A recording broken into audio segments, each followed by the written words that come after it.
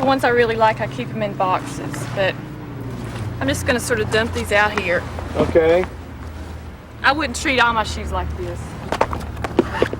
So these right here, you don't really care all that much about then, huh? Well, yeah, I care about them, but I just don't love them like I do some of my other ones. These are really nice. You got any idea how many shoes you've got? Well, no, I don't. I just sort of buy them when I'm depressed, and then I buy them just because I like the way they look in the store. And I don't necessarily wear them. Why do you buy shoes when you're depressed? Makes me feel good. You've got to have a lot of shoes because I guess we're at the age also that we do so many different things. I mean, you know, we party hard at night, we work and we're conservative during the day, and there's so many different parts of our personality. There's so many different things that we do, and we have to have different shoes for that. We have to. This pair of shoes here, I consider to be sort of an ideal pair of shoes. You know, you can wear them for a lot of different occasions. For example, you can put these shoes on with shorts and a knit shirt, no socks. You can be pretty casual. You can also put them on with socks and a nice pair of dress pants, even a blazer, you know, and a tie, and you can still look all right. It's a quick fix. When you want to go shopping, I just say, I like that in a size 6, and in 5 minutes I can make a purchase.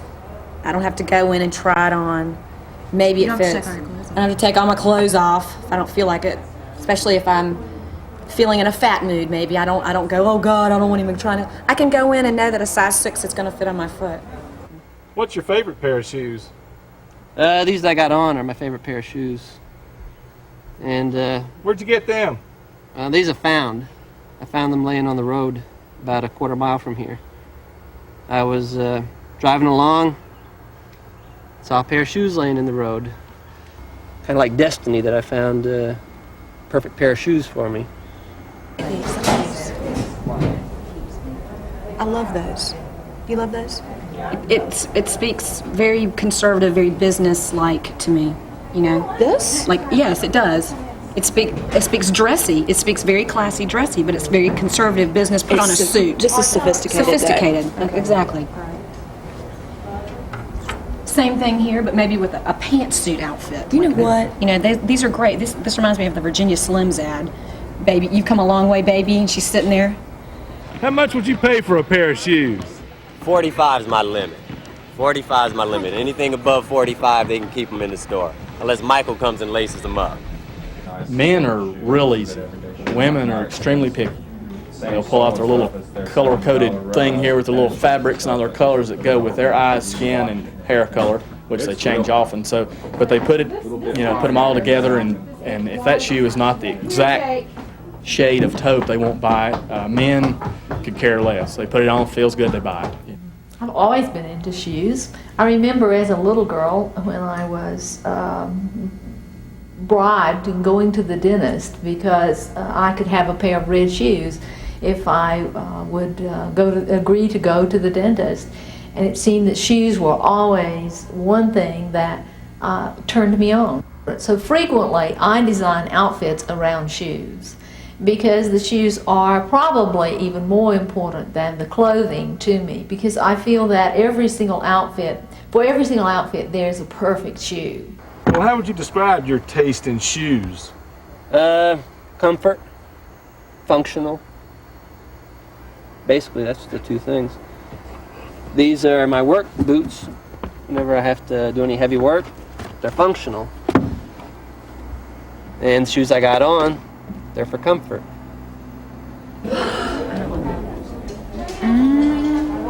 Looks very fringe. Do you like it? Yeah, I do. Seriously?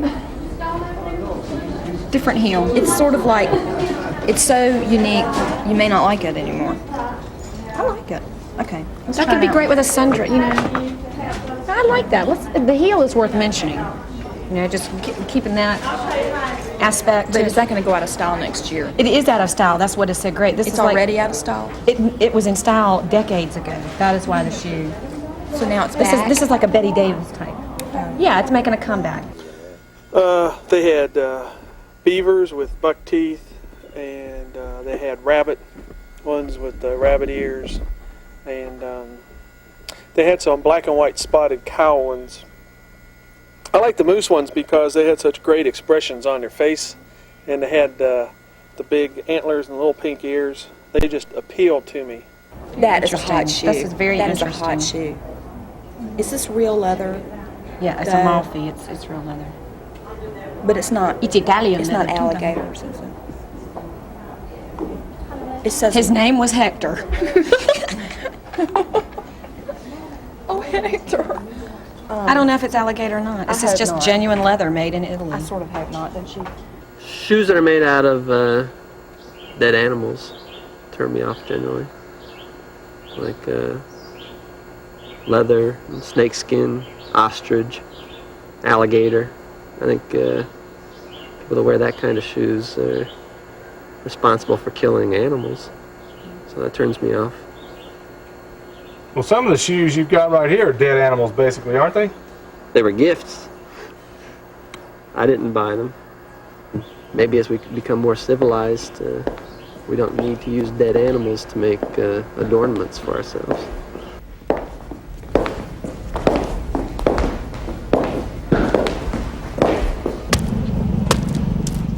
Men's shoes are meant to be worn hard.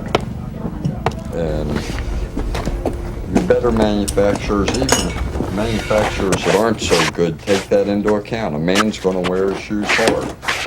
The ladies' shoe manufacturer knows that the designers are going to change the styles of them all next year anyway, so it doesn't matter if the shoe wears hard or not, because a woman's going to buy shoes to suit her wardrobe, and most women keep their wardrobe up to date on a year-to-year basis.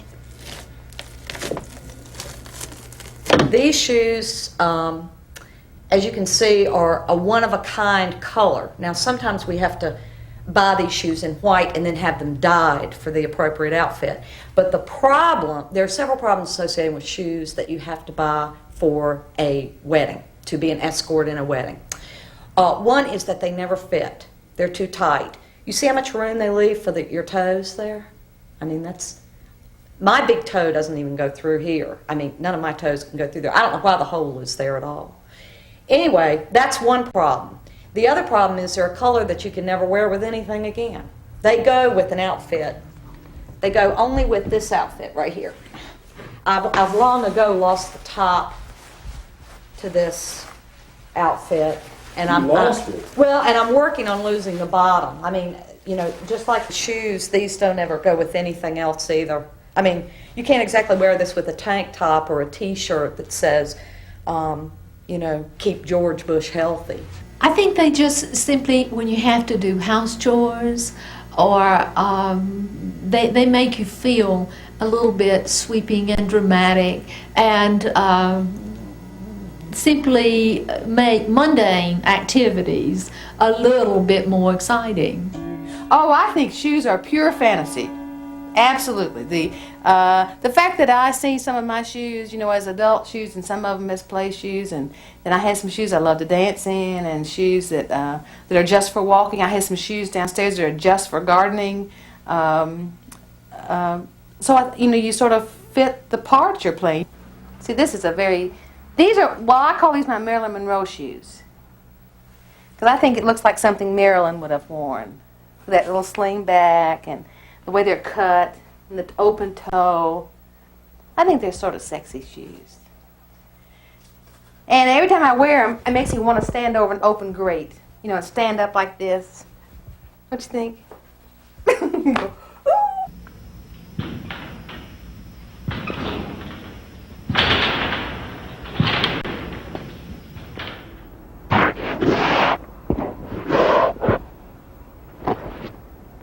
This is called your cross trainer. See, no one's really sure exactly what cross training is. It's one of these terms that but what it means essentially is participation in a lot of different sports. And you got to have the right shoe for that. It's important when you go to the gym, just like to go to play basketball. If you go to work out, lift weights, ride a stationary bike or whatever, you've got to have the right kind of shoe. And you know, this is it. I mean, this is a shoe that says, this person is athletic, he does a lot of things, he takes care of himself, you know, it makes a certain statement. So are you saying that back when I was a kid, when there was really only one kind of sneaker you could buy, and I was paying like $3 or $4 for it, I was getting a cross trainer? Yeah, so you got a cross trainer then, you just didn't know about it. You got any particular memories associated with these shoes? Yeah, I remember wearing these shoes, I think, to a Talking Head concert and about danced them off. They're great shoes. I remember I wore them about 10 years ago when I first got them, and I wore them with some red socks, and people laughed at me, but I think they look like dachshunds or something. They're sort of wide, long, and I feel sort of like a punk when I wear them. Sort of got a mean streak. I have boots in mustard and red and purple and teal. You can't be shy entering a room when you're wearing mustard boots or purple boots. And they are a lot of fun to coordinate with the same color outfit. And again, I like to do that because it makes me look taller. This is a J4 toe. I don't know if you know that, but that's a J4 toe. And the guy who sold it to me was chewing tobacco, and he told me this is a really good toe for a cowboy boot, so I believed him. It's a J4. It's a J4. As opposed to what now? I would assume a J3 or J2, but I'm not sure.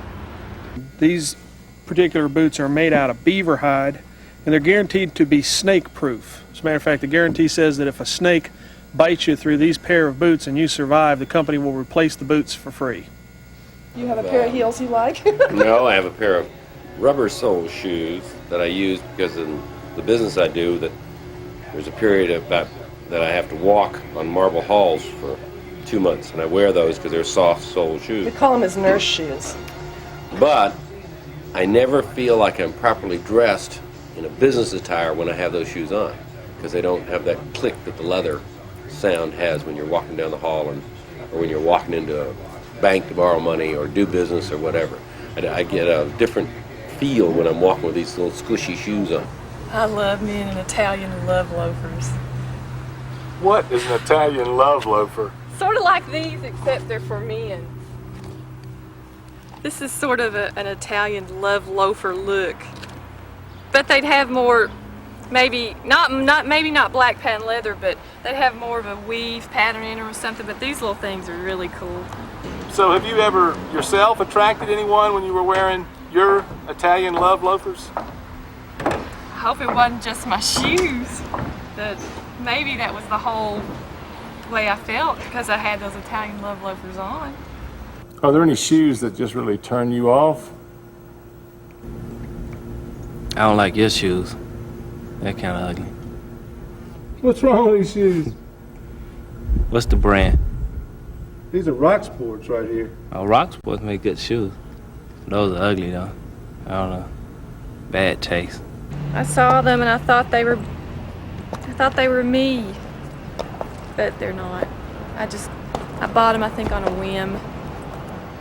And I don't like, on my toes it sort of looks like, it's what I call like toe cleavage.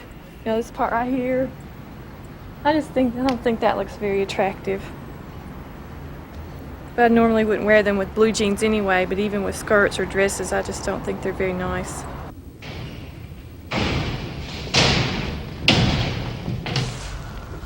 Well, if I see somebody walking around in a pair of sandals, you know, what the kids call Jerusalem cruisers, you know, I could tell something about that person right away. I know they're kind of an earthy person. You know, the slang term for them is granola. Although I'm pretty conservative, sometimes I kind of like to throw off all restraint. And, you know, rather than go barefooted, I kind of like to put these thongs on and lounge around the deck. Or, you know, out in the yard, out in the sun, patio parties. You know, they go well with just about anything, too. The thing about these shoes is they make a lot of noise when you walk, you know, because they're always...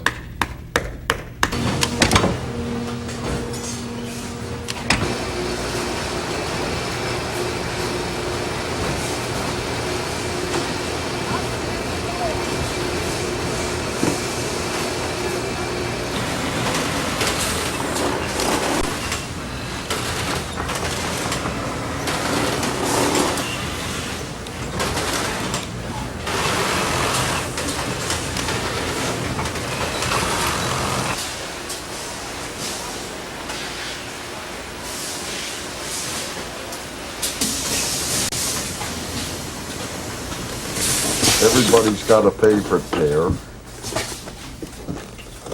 that, unlike their favorite car, they'll wear them to death and wear them out and then expect miracles performed on them, which sometimes you can perform those miracles and sometimes you can't. Do people usually take pretty good care of their shoes? No, normally not. I feel as though educating them, though, to get them to take better care of their shoes is part of my job. What do you tell them? That a little shoe polish wouldn't hurt once in a while. Instead of wearing them 5 or 6 days a week, giving them a couple days rest is always good for them. The keeping shoe trees in them helps them to dry out a little quicker and more in their natural shape. That when they need fixing, to go ahead and fix them then instead of continuing to wear them to the point where they might become non-repairable. At the bus station when I started as a child, they taught us that beating the polish in is effective. That makes the polish stiff. Beat it in. But the guy who trained me told me, said, Joe, if you're going to beat it in, why not beat it in with a tune like this?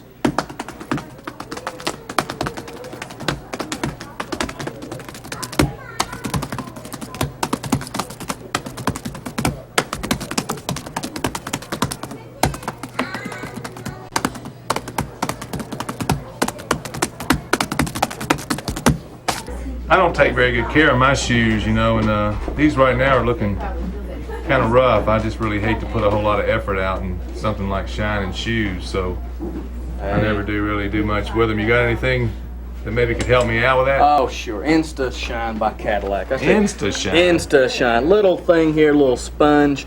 It's got a unique material in here for shining shoes. No effort, no anything. You just take this, wipe right on the shoes here. Wow, that's shining them right up right there. It'll put a high enough shine on here to blind most people. These are great shoes. These shoes I bought in Rome, and they're like, have a problem with wearing them because there's this monument in Rome called the Wedding Cake, which Mussolini built. And these shoes remind me of it, so I have a hard time wearing them. Check these heels out. Why do these shoes remind you of a monument that Mussolini built? Just the way it was formed, the forms of these heels and the way it looks just reminds me of this thing that he built. But they do make a nice promise on these shoes. They say, we commend you on your wise choice of Kuga, I think that's the way you pronounce it, active sports shoes. Our pledge to you, Kugas, will always be designed to exacting specifications that provide comfort and wear for the foot in action. Made in Taiwan. I'm sure the Taiwanese thought of that. But see, they were right. I mean, these shoes still meet specifications, and always will, would be my guess. This is where your skill come in, to bring the shine out. When I started shining, the guy told me, said, look, make your rag sound like a train coming down the railroad track.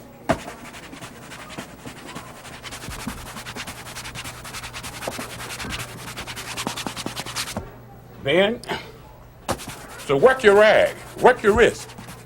Everybody's not effective. Now, he said, don't take a lot of time trying to pop a rag off the shoe, but pop it on the shoe. Sally do the mobile, I do the truck again. Sally do the mobile.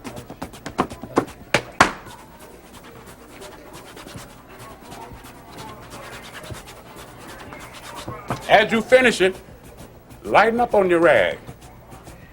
Seem to have a little duct tape on these boots here. Yeah, I have a problem with this foot being bigger than the other foot, so it knocked a hole in this particular boot. So it's hard to get this fixed, so I just put duct tape over it. So it, you know, there's my toe. Do most people's shoes not fit them, you think? I don't think I know. If you look at this shoe here, the hole's here and the toe is scrubbed off of it. That first hole should have been right here without the toe showing anywhere. When the toe is scrubbed off like that, it means the shoe's just way too short on the person. This hole being in the middle, more towards the front than back here, also says that the shoe's too short. That's where the ball of the foot's bearing down, when it should be bearing down right across there. I've had on a variety of these torture instruments all during the week here, and boy, those dogs are hurting me bad. Why would you wear a painful shoe? You know, Mom always said beauty knows no pain and all that, no pain, no gain. And it seems to be what people expect you to wear. If you're dressed up to go someplace, it's kind of hard to get away with flip-flops all the time. You know what I mean? Once you begin to wear comfortable shoes, you are less and less willing to make the sacrifice of a shoe that pinches your foot. But for an important occasion and the right outfit, yes, you will make the sacrifice. And certainly you can see some shoes here that represent no comfort. I think that a shoe that fits you comfortably, that you can wear hour after hour without your feet starting to hurt, that when you get home, the first thing you do is not kick off your shoes because your feet feel like they've been in a sweat box all day. To me, that's a pretty pair of shoes. But can you look at these and tell me what the problem with these shoes might be, or boots might be? They look very uncomfortable. They're very uncomfortable. They're very narrow, you see. I've got a wide foot. I can't wear boots that narrow. Now, my husband, we have had many, many fights over these boots because he gave them to me before we were married, and he spent a lot of money on them. How much, I'll never know, but he spent a lot of money on them. And I had said I wanted some real cowboy boots. Why did you want real cowboy I don't know. boots? I thought style. We were just talking about style. I mean, these are great. These are great looking. You can wear them with blue jeans, you know, or you can wear them with the dress, believe it or not. I mean, the appropriate cowgirl dress. But I wanted a pair of really honest-to-goodness cowgirl boots, and this is what I got. And they're beautiful, but they kill my feet. And I have taken them, I've had them stretched, I've had them pulled, I've done everything, and I can't wear them. So, and every once in a while, you know, like if you have a fight with your spouse over something, the boots come up. You know, it's, yeah, and what about those boots that you never wear that I bought, that I paid a lot of money for? So that is why these boots have not disappeared. I mean, these boots, if these boots were to disappear, I might disappear because there's always hope that my feet will get smaller and daintier as I get older. Look at these. That's a fairly painful shoe right there. Yeah, it looks painful, doesn't it? Yes, it does. Why do you wear it then, since it's painful? I don't much anymore. See, you can tell. Not much wear.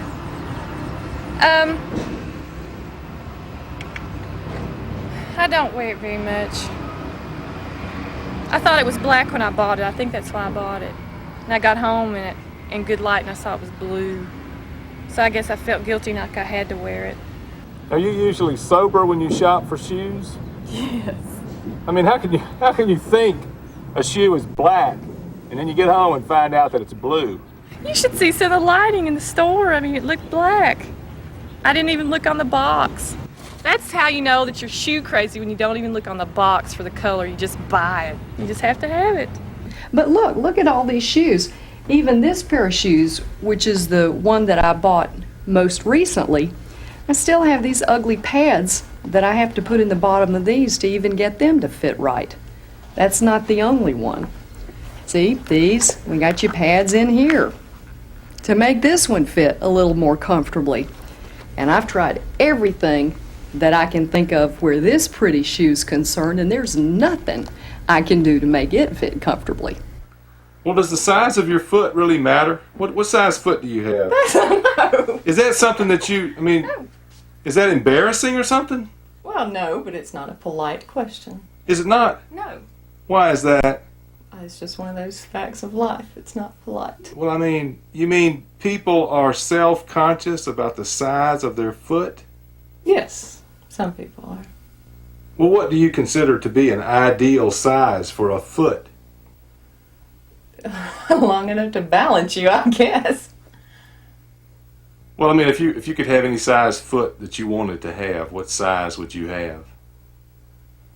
I like the size mine are. I mean, they are bigger than some, but when you go to the sales, like the 7.5s, I'll get gone. I don't have that problem. What size are your feet? I bet you have good sized feet. I've got a size 13 right here. I don't have to worry about falling over. A lot of women undersize their feet. And as you grow older, your foot will expand, and a lot of people don't allow for that. They think when they're 20, they wear a size 8B, that when they're 40, they're going to wear a size 8B, and that's probably not true. So I set that thing down in there, and that relieves the pressure on the place that's getting sore. Sometimes I'll have as many as 2 of these things on each foot. They're worse down here where these little ugly toes are than anywhere else. Then the other thing that needs to happen after you've been in a pair of heels all day is it really starts to hurt right here, and I build up an incredible callus. I think that these feet could probably have been put on a mule. We could maybe go over around the Grand Canyon with these feet. They've got so many calluses on them. So if they're tired and they're aching and nothing else will work, we take the old callus pad and we put it right there where it aches and leave it on there for a couple of days.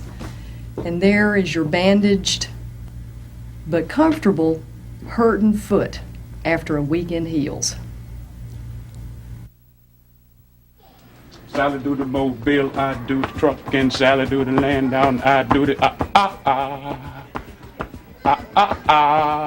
I can do Congo, I can do the Congo, I can do the Congo, I can do the Congo. And then we would, if we say a verse that might have been seemingly a little vulgar, we wouldn't pronounce the vulgar word, but then we would say, hush, hush, hush now. Hush, hush, hush now.